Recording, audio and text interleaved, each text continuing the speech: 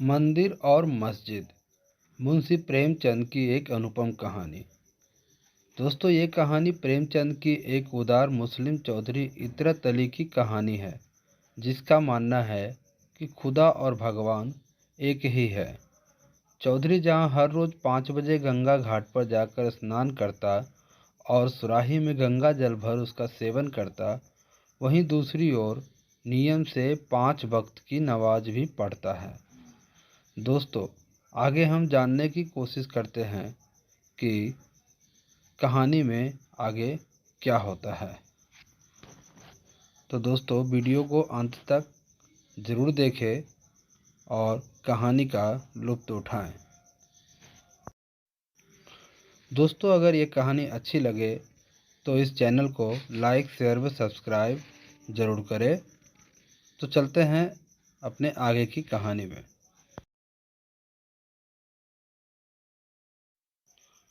चौधरी इतरत अली करे के बड़े जागीरदार थे।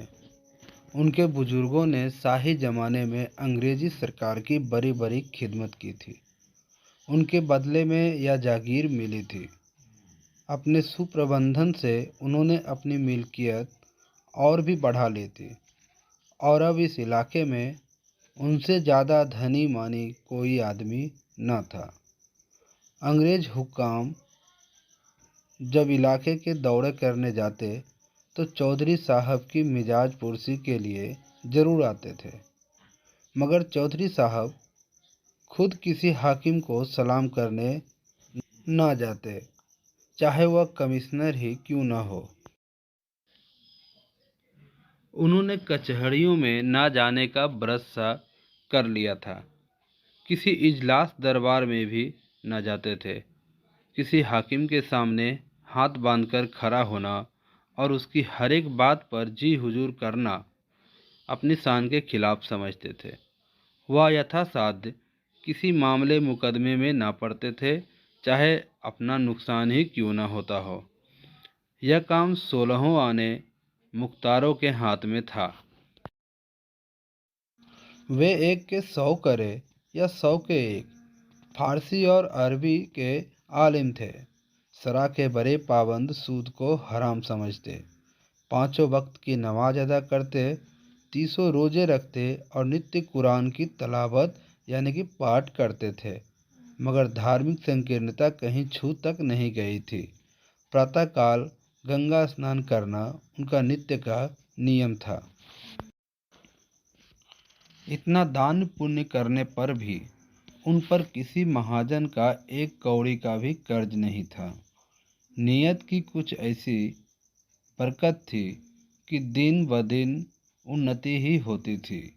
उनकी रियासत में आम हुक्म था कि मुर्दों को जलाने के लिए, किसी यज्ञ या भोजन के लिए, शादी ब्याह के लिए सरकारी जंगल से जितनी लकड़ी चाहे काट लो, चौधरी साहब से पूछने की ज़रूरत नहीं थी। हिंदू असामियों की बारात में उनकी ओर से कोई न कोई ज़रूर शरीक होता था। नवेद के रुपए बंधे हुए थे। लड़कियों के विवाह में कन्यादान के रुपए मुकर्रर थे। उनको हाथी, घोड़े, तंबू, सामियाने, पालकी नालकी, फर्श जाजी में पंखे, चंबर, चांदी के महफिली सामान उनके यहाँ से बिना किसी दिक्कत के मिल जाते थे। मांगने भर की देर रहती थी। इस दानी, उदार, यशस्वी आदमी के लिए प्रजा भी प्राण देने को तैयार रहती थी। चौधरी साहब के पास एक राजपूत चपरासी था, भजन सिंह। पूरे 6 फुट का जवान था, चौड़ा सीना, बाने का लठैत, सैकड़ों के बीच से मार कर निकलने वाला। उसे भय तो छू भी नहीं गया था। चौधरी साहब को उस पर असीम विश्वास था। यहाँ तक कि हज करने गए तो उसे भी साथ लेते गए थे। उनके दुश्मनों की कमी नहीं थी। आसपास के सभी जमींदार उनकी शक्ति और कीर्ति से जलते थे। चौधरी साहब के खौफ के मारे वे अपनी असामियों पर मनमाना अत्याचार न कर सकते थे, क्योंकि वह निर्बलों के पक्ष लेने के लिए सदा तैयार रहते थे। लेकिन भजन सिंह साथ हो तो उन्हें दुश्मन के द्वार पर भी सोने में कोई शंका नहीं थी। कई बार ऐसा हुआ कि दुश्मनों ने उन्हें घेर लिया और भजन सिंह अकेला चांद पर खेलकर उन्हें बेदाग निकाल लाया। ऐसा आग में कूद पड़ने वाला आदमी भी किसी ने कम देखा होगा। वह कहीं बाहर जाता तो जब तक खैरियत से घर न पहुंच जाए, चौधरी साहब को शंका बनी रहती थी कि कहीं किसी से लड़ न बैठा हो। बस फालतू भेड़े की सी दशा थी, जो जंजीर से छूटते ही किसी न किसी से टक्कर लेने दौड़ता है। तीनों लोक में चौधरी साहब के सिवा उसकी निगाहों में और कोई था ही नहीं। बादशाह कहो, मालिक कहो, देवता कहो, जो कुछ थे चौधरी साहब थे। मुसलमान लोग चौधरी साहब से जला करते थे। उनका ख्याल था कि वह अपने दीन से फिर गए हैं। ऐसा विचित्र जीवन सिद्धांत उनकी समझ में क्यों कर आता? मुसलमान सच्चा मुसलमान है तो गंगा जल क्यों पिए, साधुओं का आदर सत्कार क्यों करे, दुर्गा पाठ क्यों करावे। मुल्लाओं में उनके खिलाफ हंडियाँ पकती रहती थी और हिंदुओं को जख देने की तैयारियां होती रहती थी।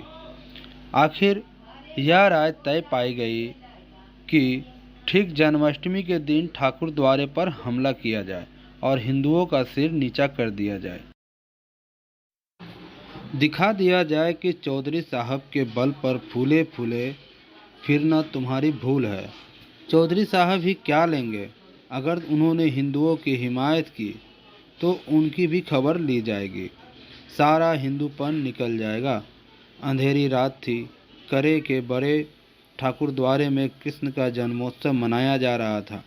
एक वृद्ध महात्मा पोपले मुंह में तंबूरों पर ध्रुव पर आलाप रहे थे और भक्तजन ढोल मंजीरे लिए बैठे थे कि इनका गाना बंद हो तो हम अपनी कीर्तन शुरू करें। भंडारी प्रसाद बना रहा था। सैकड़ों आदमी तमाशा देखने के लिए जमा थे। सहसा मुसलमानों का एक दल लाठियां लिए आ पहुंचा और मंदिर पर पत्थर बरसाना शुरू किया। शोर मच गया। पत्थर कहाँ से आते हैं? ये पत्थर कौन फेंक रहा है? कुछ लोग मंदिर के बाहर निकलकर देखने लगे। मुसलमान लोग तो घात में बैठे ही थे। लाठियां जमानी शुरू की। हिंदुओं के हाथ में उस समय ढोल मंजीरे के सिवाय और क्या था? कोई मंदिर में आ छिपा, कोई किसी दूसरी तरफ भागा। चारों तरफ शोर मच गया। चौधरी साहब को भी खबर हुई। भजन सिंह से बोले, ठाकुर देखो तो क्या शोरगुल है, जाकर बदमाशों को समझा दो और ना माने तो दो चार हाथ चला भी देना, मगर खून खच्चर ना होने पाए। ठाकुर यह शोरगुल सुन सुनकर दांत पीस रहे थे। दिल पर पत्थर के सिल रखे बैठे हुए थे। यह आदेश सुना तो मुंह मांगी मुराद पाए। शत्रुभंजन डंडा कंधे पर रखा और लपटे हुए मंदिर पहुँचे। वहाँ मुसलमानों ने घोर उपद्रव मचा रखा था। कई आदमियों का पीछा करते हुए मंदिर में घुस गए थे और शीशे के सामान तोड़ फोड़ रहे थे। ठाकुर की आंखों में खून उतर आया, सिर पर खून सवार हो गया। ललकारते हुए मंदिर में घुस गया और बदमाशों को पीटना शुरू किया। एक तरफ तो वह अकेला और दूसरी तरफ 50 आदमी। लेकिन वह रे शेर अकेले सबके छक्के चुरा दिए। कई आदमियों को मार गिराया। गुस्से में उसे इस वक्त कुछ न सूझता था। किसी के मरने जीने की परवाह न थी। मालूम नहीं उसमें इतनी शक्ति कहाँ से आ गई थी।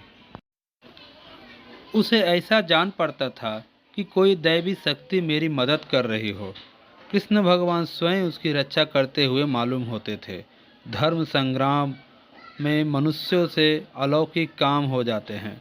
उधर ठाकुर के चले आने के बाद चौधरी साहब को भय हुआ कि कहीं ठाकुर किसी का खून न कर डालो। उसके पीछे खुद भी मंदिर में आ पहुँचे। देखा तो कोहराम मचा हुआ है। बदमाश लोग अपनी जान ले लेकर बेतहाशा भागे जा रहे हैं। कोई पराग करा रहा है, कोई हाय हाय कर रहा है। ठाकुर को पुकारना ही चाहते थे कि सहसा एक आदमी भागा हुआ आया और उनके सामने आता आता जमीन पर गिर पड़ा। चौधरी साहब ने उसे पहचान लिया और दुनिया आंखों में अंधेरी हो गई। यह उनका इकलौता दामाद और उनकी जायदाद का वारिस शाहिद हुसैन था। चौधरी ने दौड़कर शाहिद को संभाला और जोर से बोला, ठाकुर, इधर लाओ लालटेन। आह, यह तो मेरा शाहिद है। ठाकुर के हाथ पांव फूल गए। लालटेन लेकर बाहर निकले। शाहिद हुसैन ही थे। उनका सिर फट गया था और रक्त उछलता हुआ निकल रहा था। चौधरी ने सिर पीटते हुए कहा, ठाकुर, तूने तो मेरा चिराग ही गुल कर दिया। ठाकुर ने थरथर कांपते हुए कहा, मालिक, भगवान जानते हैं, मैंने पहचाना नहीं। चौधरी नहीं, मैं तुम्हारे ऊपर इल्ज़ाम नहीं रखता। भगवान के मंदिर में किसी को घुसने का अख्तियार नहीं है। अफसोस यही है कि खानदान का निशान मिट गया और तुम्हारे हाथों। तुमने मेरे लिए हमेशा अपनी जान हथेली पर रखी और खुदा ने तुम्हारे ही हाथों मेरा सत्यानाश करा दिया। चौधरी साहब रोते जाते थे और ये बातें कहते जाते थे। ठाकुर ग्लानि और पश्चाताप से गरा जाता था। अगर उसका अपना लड़का मारा गया होता तो उसे इतना दुख ना होता। आह, मेरे हाथों मेरे मालिक का सर्वनाश हुआ, जिसके पसीने की जगह वह खून बहाने को तैयार रहता था, जो उसका स्वामी ही नहीं इष्ट था, जिसके जरा से इशारे पर वह आग में कूद सकता था, उसी के वंश की उसने जड़ काट दी। वह उसकी आस्तीन का सांप निकला। रूंधे हुए कंठ से बोला, सरकार, मुझसे बढ़कर अभागा और कौन होगा। मेरे मुंह में कालिक लग गई। यह कहते कहते ठाकुर ने कमर से छुरा निकाल लिया। वह अपनी छाती में छुरा घोंपकर कालीमा के रक्त से धोना ही चाहता था कि चौधरी साहब ने लपक कर छुरा उनके हाथों से छीन लिया और बोले, क्या करते हो, होश संभालो, ये तकदीर के करिश्मे हैं। इसमें तुम्हारा कोई कसूर नहीं। खुदा को जो मंजूर था वह हुआ।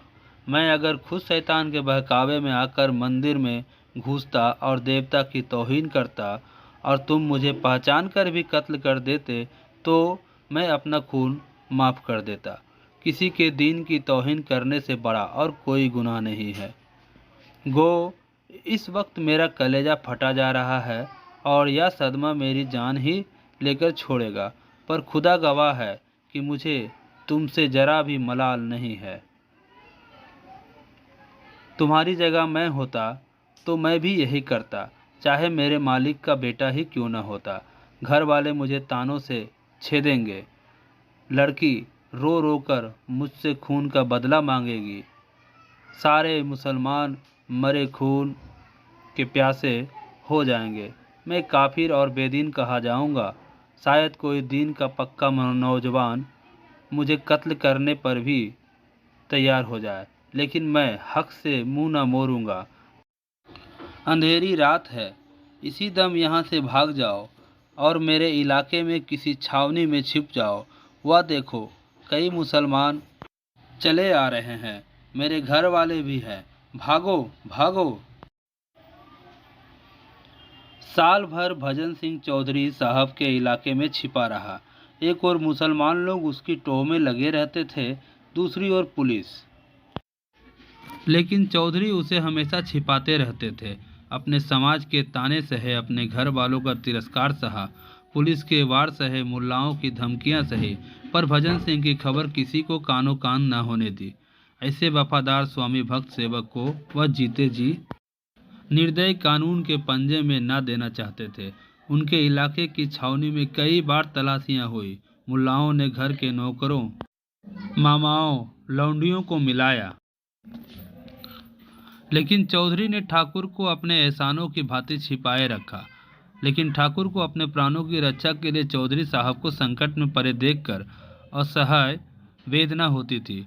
उसके जी में बार बार आता था, चलकर मालिक से कह दूं। मुझे पुलिस के हवाले कर दीजिए। लेकिन चौधरी साहब बार बार उससे छिपे रहने की ताकीद करते रहते थे। जाड़ों के दिन थे। चौधरी साहब अपने इलाके का दौर कर रहे थे।